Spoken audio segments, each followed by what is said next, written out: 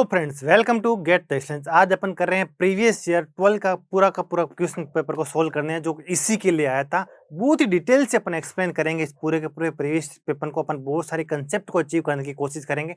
तो आओ आज अपन स्टार्ट करते हैं 12 का सारे के सारे क्वेश्चन, जो भी क्वेश्चन इसी के अंदर आ रखे हैं वो सारे क्वेश्चन के ऊपर बात करने वाले हैं। सबसे फर्स्ट क्वेश्चन दे रखा है, in the following figure C1 and C2 are ideal capacitor. कैसे कैपेसिटर हैं? आइडियल कैपेसिटर हैं, और अपन बाय डिफॉल्ट आइडियल कैपेसिटर ही मान के चलते हैं। अगर कैपेसिटर के बारे में कुछ भी इंफॉर्मेशन नहीं है तो अपन कैपेसिटर को आइडियल मान के ही चलते हैं।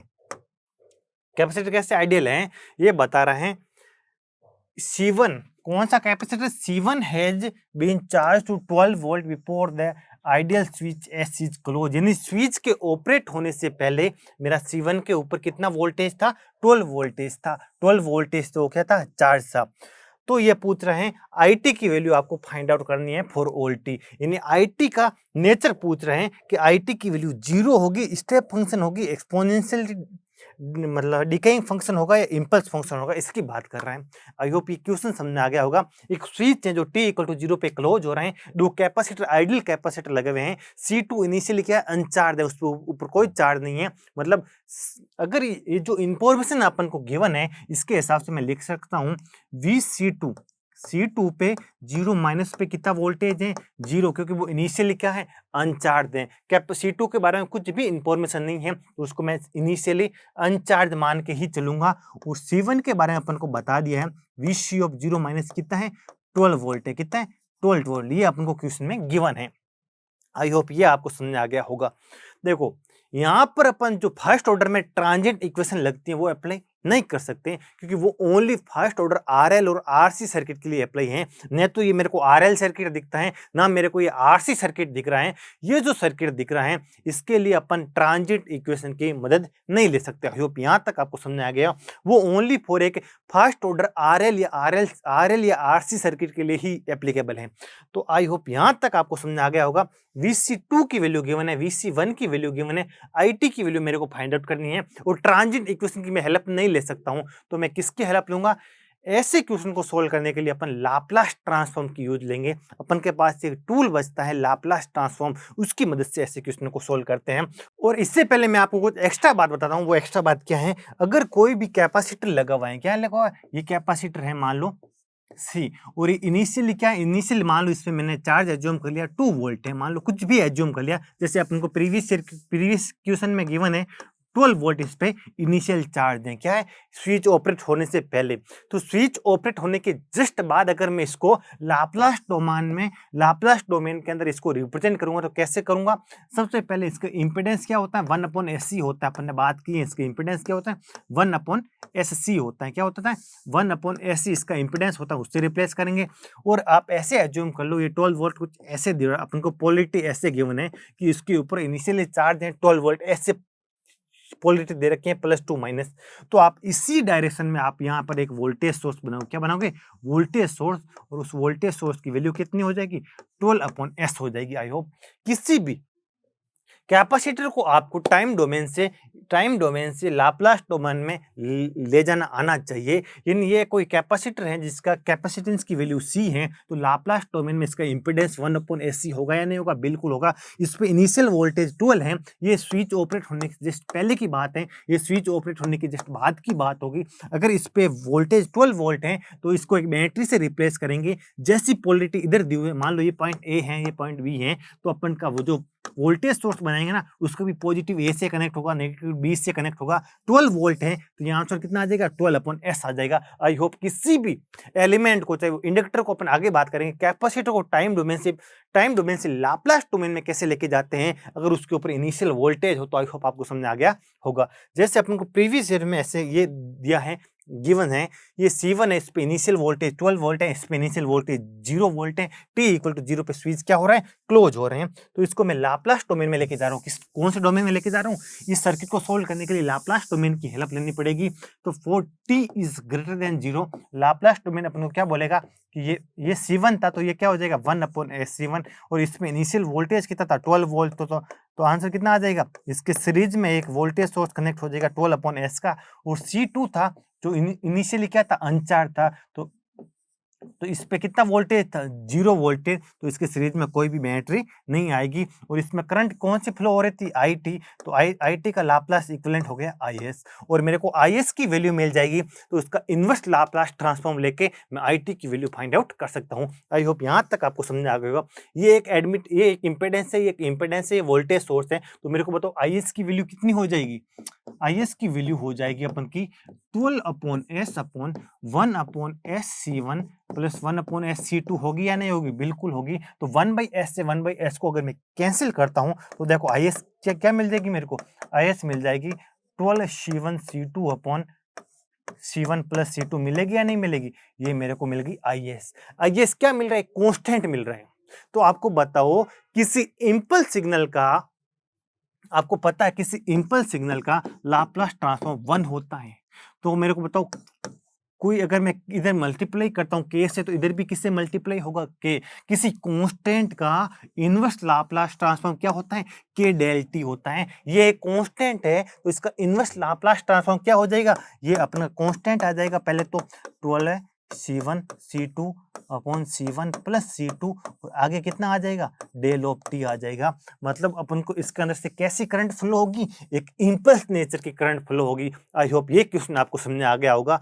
ये एक कांस्टेंट है और कांस्टेंट का इनवर्स लाप्लास ट्रांसफॉर्म एक इम्पल्स सिग्नल होता है। ये कोई कांस्टेंट है तो कांस्टेंट का इनवर्स लाप्लास ट्रांसफॉर्म क्या हो जाएगा, k इंटू डेल टी। तो यहाँ पर भी वो k कांस्टेंट है, इसको मैंने एज्यूम कर लिया k। तो आंसर कितना आ जाएगा, ये k का k इंटू डेल टी। तो आंसर कितना हो जाएगा, इस क्वेश्चन का आंसर क्या होगा, an impulse function.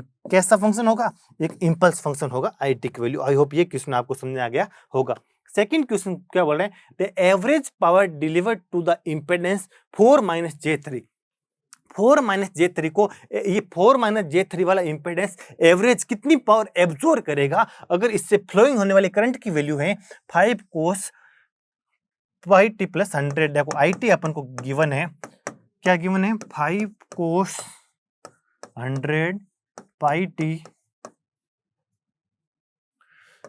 Plus 100 degree, ऐसा कोई एंगल दिया हुआ है, एम्पियर में दे रखे हैं। तो मेरे को बताओ इसकी RMS वैल्यू क्या होगी, IRMS कितना होगा। आपको पता IRMS होता है मैक्सिमम अपन √2 होता है या नहीं होता है, बिल्कुल। ये इसकी RMS वैल्यू होगी। और इम्पीडेंस की वैल्यू कितनी है, Z इक्वल टू गिवन है 4-j3। इसको आप अलग अलग सोचना सीखो, इस इम्पीडेंस को ऐसा बनाना आना चाहिए। एक रजिस्टर और कैपेसिटर का सीरीज कॉम्बिनेशन तो है ये। रेजिस्टेंस की वैल्यू कितनी है 4, और ये कैपेसिटर इसका इम्पीडेंस की वैल्यू कितनी है -j3। आपस में सीरीज में कनेक्ट है तो ऐड होकर ये इम्पीडेंस बनेगा या नहीं बनेगा, बिल्कुल। ये Z है तो इसका इक्विवेलेंट क्या हो गया Z का, ये पूरा Z है, क्या है, ये पूरा Z है। और इससे IT करंट फ्लो हो रही है वो अपन को गिवन है, जिसकी RMS वैल्यू है 5/√2।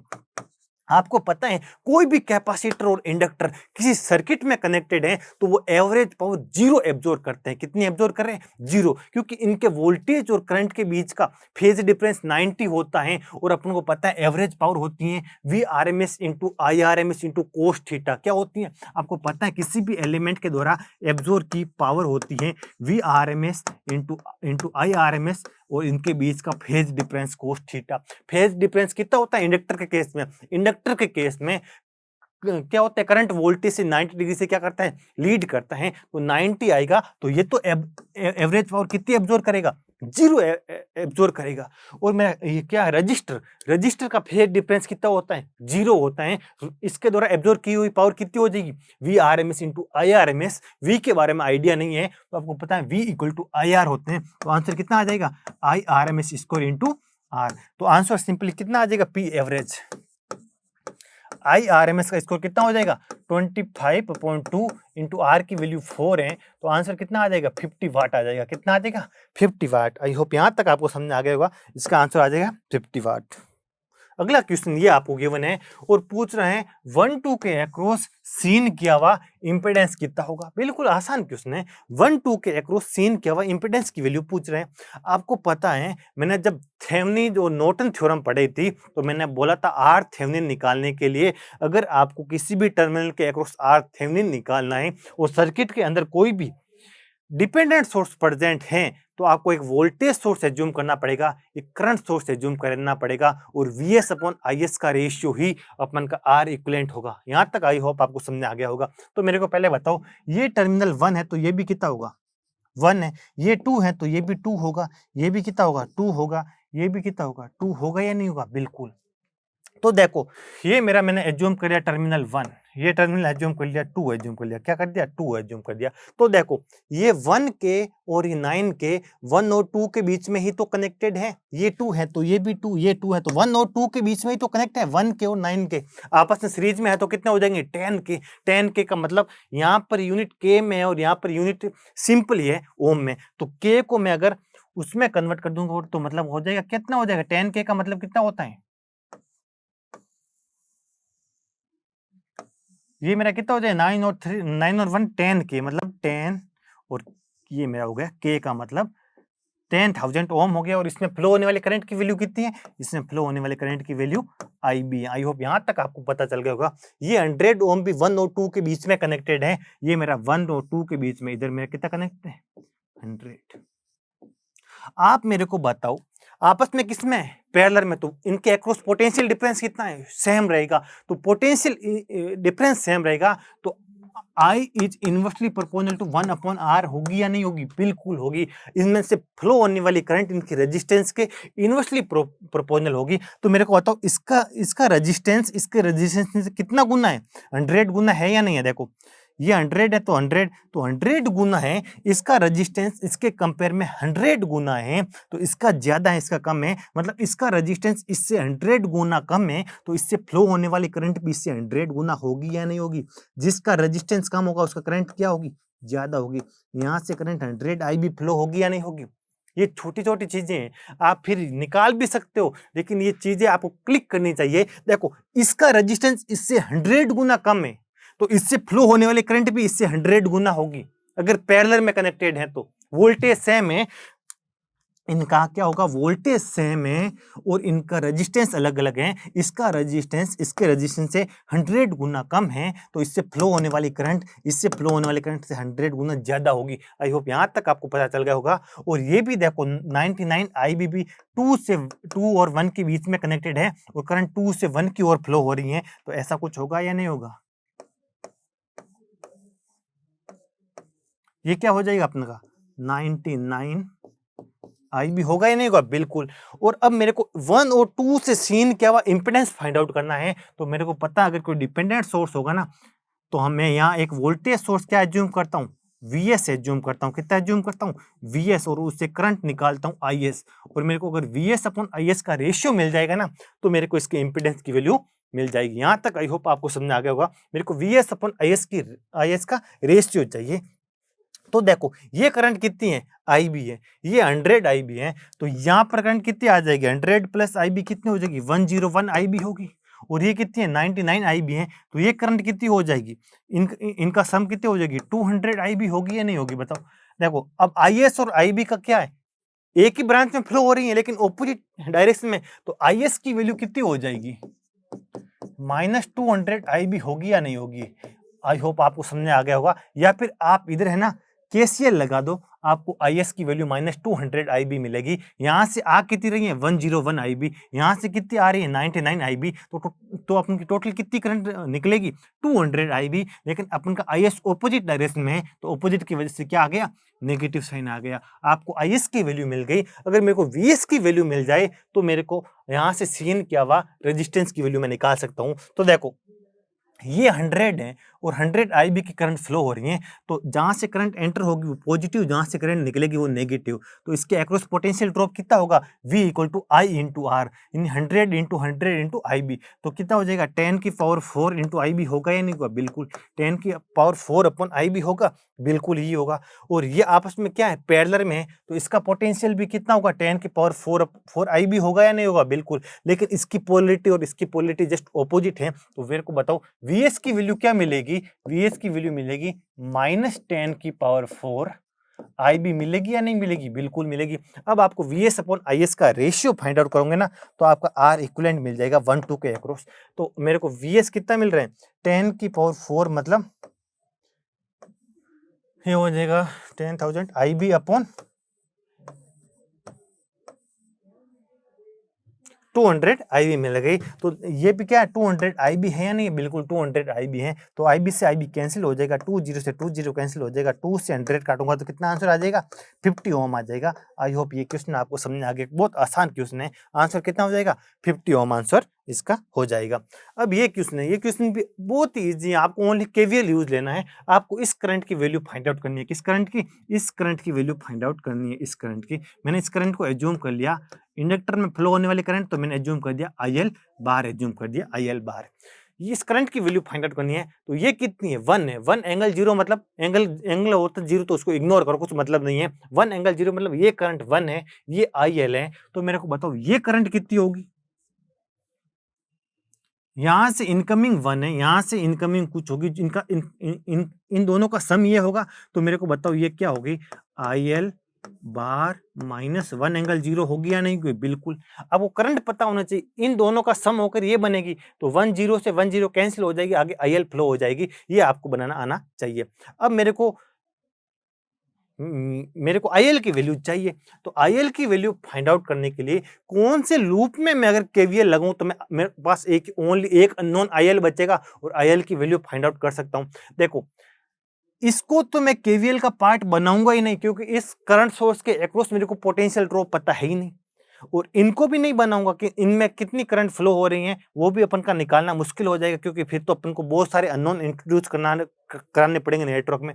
अगर मैं इसकी हेल्प लेता हूँ, किसकी, इस पूरे लूप की, ऐसे ऐसे केवीएल लगाता हूँ, कैसे, ऐसे, तो कुछ हेल्प बन सकती है। अपन सोचते हैं यहां से मैं लगाता हूँ, पहले ए से बी जाऊंगा, बी से सी जाऊंगा, सी से डी जाऊंगा, डी से वापस ए आ जाऊंगा, ये प्रोसेस चलेगा। ए से बी जाऊंगा तो मेरे को पास एक वोल्टेज सोर्स मिलेगा, और वोल्टेज सोर्स को नेगेटिव से पॉजिटिव में क्रॉस करते हैं तो गेन होता है, और गेन को मैं पॉजिटिव से लिखता हूं तो कितना हो जाएगा 1 एंगल 0। फिर मैं जाऊंगा, फिर वोल्टेज सोर्स आएगा, उसको पॉजिटिव से नेगेटिव में क्रॉस करूंगा तो ड्रॉप होगा, कितना होगा, ड्रॉप होगा। ड्रॉप कितने का होगा, 1 एंगल 0 का ही ड्रॉप होगा। थर्ड चीज जाऊंगा, इंडक्टर को क्रॉस करूंगा करंट के ऑपोजिट डायरेक्शन में। करंट के ऑपोजिट डायरेक्शन में किसी भी पैसिव एलिमेंट को क्रॉस करते हैं ना, तो वोल्टेज का हमेशा क्या होता है, गेन होता है। क्यों, जहां से करंट एंटर होती है वो क्या होता है पॉजिटिव, जहां से निकलती है वो क्या होता है नेगेटिव। तो इसके अक्रॉस पोटेंशियल ड्रॉप कितना हो जाएगा, IL बार इंटू इसका इंपेडेंस J1। तो आंसर कितना आ जाएगा, यहाँ इसको क्रॉस करूंगा तो क्या होगा, गेन होगा। कितने का होगा गेन, J1 का कुछ सिग्निफिकेंस नहीं है, तो J इंटू IL बार हो जाएगा। आई होप यहां तक आपको समझ में आ गया होगा। और इसमें देखूंगा 1 ओम में करंट एंटर होगी वो पॉजिटिव, जहां से निकलेगी वो नेगेटिव। फिर मैं इसको क्रॉस करूंगा तो नेगेटिव से पॉजिटिव, यहां पर भी मेरे को क्या होगा, गेन होगा। कितने का होगा, 1 इंटू दिस। तो आंसर कितना आ जाएगा, IL bar minus 1 angle 0 equal to 0। ये मैंने लगा दिया केवीएल। ये आपस में क्या हो जाएंगे, ये आपस में हो जाएंगे कैंसिल आउट हो जाएंगे। तो आंसर कितना मिल जाएगा मेरे को IL बार का, तो IL बार का मिल जाएगा 1/J+1 मिलेगा या नहीं मिलेगा, बिल्कुल मिलेगा 1+J/1। ये अपना कौन सा ऑप्शन हो गया, ऑप्शन सी हो गया। आई होप ये क्वेश्चन आपको समझ आ गया होगा।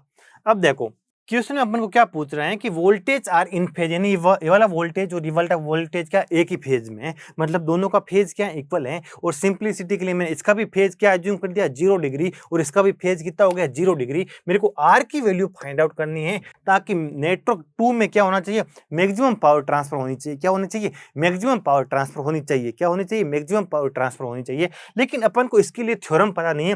मैक्सिमम पावर ट्रांसफर थ्योरम क्या बोलती है कि अगर एक वोल्टेज सोर्स है जिसका वैल्यू VTH है, उसका इंटरनल रेजिस्टेंस RTH है, और अगर मैं इसके अक्रॉस एक लोड कनेक्टेड करूं RL, और तो RL को मैक्सिमम पावर ट्रांसफर करने के लिए RL की वैल्यू RTH के इक्वल होनी चाहिए। मतलब ये इसको मैं एज्यूम करता हूं नेटवर्क B एज्यूम करता हूं, इसको नेटवर्क A एज्यूम करता हूं।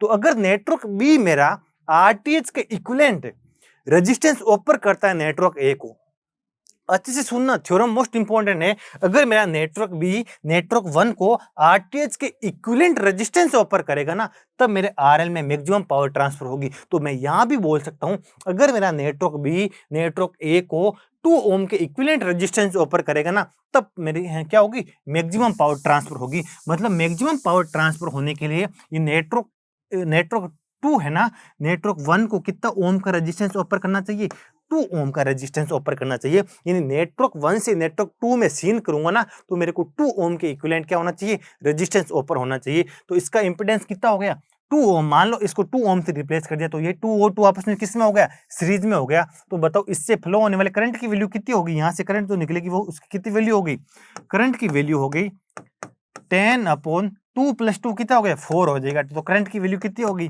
2.5 एम्पियर होगी। आई होप यहाँ तक आपको समझ आ गया होगा। तो देखो 2.5 एम्पियर होगी, ये तो मान लो 2 ओम या क्या होना चाहिए, सीन होना चाहिए। ये अपन का 10 वोल्ट है, तो इसके अक्रॉस पोटेंशियल ड्रॉप कितना होगा, 5 होगा या नहीं होगा, क्योंकि ये भी 2 ओम ये भी 2 ओम आपस में सीरीज हैं। तो वोल्टेज डिवीजन के हिसाब से इसके अक्रॉस भी पोटेंशियल ड्रॉप कितना होना चाहिए, 5 वोल्ट ही होना चाहिए। आई होप यहाँ तक आपको समझ आ गया होगा। ये 10 वोल्ट है, ये 2 ओम है, ये वाला रेजिस्टेंस अपन को 2 ओम ऊपर करेगा, तो इसके अक्रॉस 5 वोल्ट है, तो इसके अक्रॉस भी 5 वोल्ट होना चाहिए, बिल्कुल होना चाहिए। तो देखो इसका पोटेंशियल कितना हो जाएगा, 3 वोल्ट होगा नहीं होगा। इसको मैं अगर ग्राउंड एज्यूम करूं तो इसका पोटेंशियल कितना हो जाएगा, 3 वोल्ट हो जाएगा। और ये पोटेंशियल डिफरेंस कितना है, 5 वोल्ट है, तो इसका पोटेंशियल कितना हो जाएगा, 5 वोल्ट हो जाएगा। तो मेरे को बताओ आर से करंट कितनी फ्लो होगी, आर से करंट तो यही फ्लो हो रही है, आई यही तो फ्लो होगी, ये मेरी करंट आई है, तो आई तो फ्लो होगी आर से। तो आई की वैल्यू कितनी है, 2.5 है। और इसके अक्रॉस पोटेंशियल ड्रॉप कितना है, 5 - 3 कितना हो गया, 2 अपॉन क्या हो गया, आर हो गया। अब मेरे को आर की वैल्यू चाहिए, तो आर कितना हो जाएगा, 2/2.5। तो कितना हो जाएगा, 20/25, मतलब कितना हो जाएगा, 4/5 हो जाएगा। तो आंसर कितना आ जाएगा, 0.8 ओम आ जाएगा। कितना आ जाएगा, 0.8 ओम। तो इस क्वेश्चन का आंसर कितना आ गया, 0.8 ओम आ गया। आई होप ये क्वेश्चन आपको समझ आ गया होगा। अब अपन के पास बचता है क्वेश्चन ये वाला, क्या बोल रहे हैं कि VA - VB कितना है, 6 वोल्ट है। यानी VA - VB मतलब ये कितना है, 6 वोल्ट है। तो आपको फाइंड आउट करना है VC - VD, मतलब ये वाला वोल्टेज आपको फाइंड आउट करना है, ये वाला वोल्टेज आपको फाइंड आउट करना है। VA - VB आपको गिवन है। तो बताओ ये 2 ओम का रेजिस्टेंस है, इसके अक्रॉस पोटेंशियल ड्रॉप 6 है, तो ओम्स लॉ के हिसाब से इसमें कितनी करंट फ्लो होगी, 3 एम्पियर। अगर देखो 3 एम्पियर फ्लो हो रही है, अगर इस नेटवर्क को मैं एक क्लोज बाउंड्री में अगर मैं करता हूँ, बंद करता हूँ, तो किसी भी क्लोज बाउंड्री से जितनी करंट निकलती है ना, तो वापस उतनी की उतनी उस क्लोज बाउंड्री में वापस करंट आनी चाहिए। क्योंकि कहीं भी अपन चार्ज को ना तो जनरेट कर सकते हैं ना चार्ज को डिस्ट्रॉयड कर सकते हैं। तो जितनी करंट इस क्लोज सरफेस से निकलेगी ना, वो वापस घूम के इसके अंदर एंटर करनी चाहिए। यहां से अगर 3 एम्पियर है, तो यहां पर भी 3 एम्पियर ही वापस आनी चाहिए। ये थोड़ी कि क्लोज बाउंड्री किसी चार्ज का सिंक या सोर्स हो सकता है, नहीं हो सकता है। तो क्लोज बाउंड्री से जितनी करंट निकलेगी ना, वापस घूम के उतनी की उतनी करंट क्या आनी चाहिए, वापस आनी चाहिए। 3 एम्पियर निकले तो वापस कितनी आनी चाहिए, यहाँ से वापस 3 एम्पियर ही आनी चाहिए। ये कितनी होगी, 3, ये 2। यहाँ पर अगर KCL लगूंगा तो इसमें कितनी करंट होगी, 5 एम्पियर होगी या नहीं होगी, बिल्कुल 5 एम्पियर होगी। तो 5 एम्पियर कैसे फ्लो हो रही है, ये पॉजिटिव होगा, पॉजिटिव जहां से एंटर होगी पॉजिटिव, जहां से निकलेगा वो नेगेटिव। तो आंसर कितना आ जाएगा, 5 वोल्ट होगा या नहीं होगा, बिल्कुल में। मेरे को क्या चाहिए, वी चाहिए। इस वी, ये वाला वी और ये 5 ओम, ये कौन सा 1 ओम आपस में किससे पैरेलल में है, लेकिन इस V की ऑपोजिट पोलरिटी है। ये 5 वोल्ट है, लेकिन इसका नेगेटिव इसके पॉजिटिव से, इसका पॉजिटिव इसके नेगेटिव से कनेक्टेड है। तो मेरे को बताओ V की वैल्यू कितनी हो जाएगी, V की वैल्यू हो जाएगी -5 वोल्ट। आई होप ये क्वेश्चन भी आपको समझ आ गया होगा। तो ये होता है अपन के 2011 के सारे क्वेश्चन कंप्लीट। तो आई होप आपको सारे क्वेश्चन समझ में आ गए होंगे। तो इस लेक्चर के लिए इतना ही। तो थैंक यू सो मच।